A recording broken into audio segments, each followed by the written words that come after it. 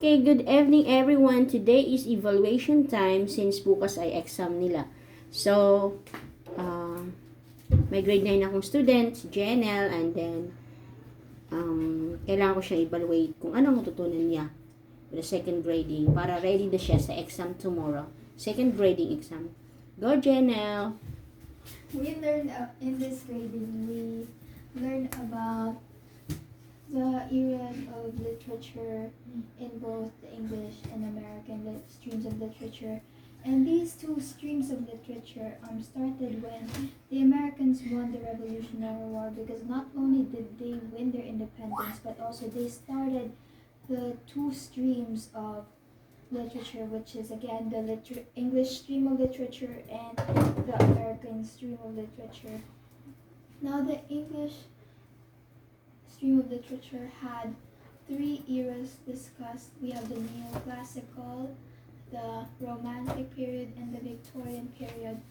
And the neoclassical just follows the Renaissance period, and this is why one of the mentioned authors or poets was John Milton, who was also one of the known poets alongside William Shakespeare.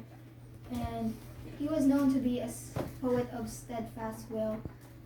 And as for the Romantic period, this period emphasized on Romanticism, which not only suggests like the whole genre of romance, but also it emphasized the favoring of, nature over industry or modernization, as this was in the period where technology was starting to evolve, and there was more scientific discoveries, and there was very much industrialization going around, and there was these big cities growing. But then there's these authors that made works that favor nature over modernization. And as for the Victorian period, it's again continuing with the industrialization, industrial revolution, and during this time, this period was named after Queen Victoria, and she was the queen that has the longest reign in British history. And she started ruling when she was 18, and she married a German prince named Prince Albert, and instead of becoming king, he became Prince Consort. And during the Victorian era, they had a bunch of fears, just like the new women, because during that era, there were more opportunities and less restraints for women.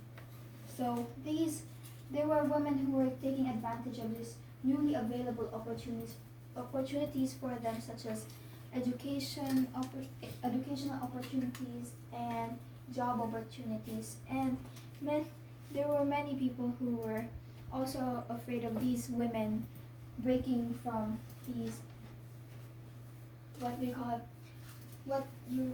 they were used to seeing women as, and basically breaking the restraints of social status of women. And as for the American streams of literature, we had two, which is we had the rationalism and the transcendentalism. And rationalism is basically the opposite of romanticism, because it emphasized more on reasoning rather than just believing on something based on experience, but also it should be with the appropriate reason. And as for transcendentalism, it's basically a combination of both rationalism and romanticism.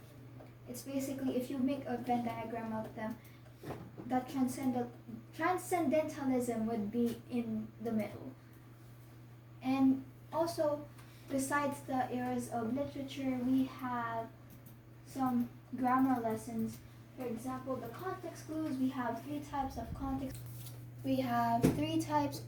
context clues, such as the synonym, the definition, and antonym.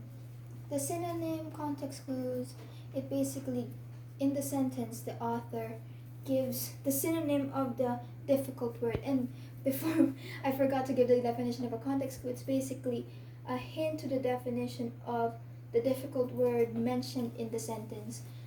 And so synonym is basically the author giving a synonym of the difficult word as a hint in this of what the difficult word means, and the synonym is maybe in the same sentence or in the sentence like after the sentence with the difficult word.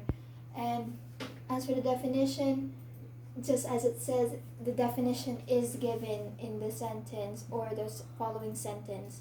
The definition of the difficult word is given in the sentence or after the sentence.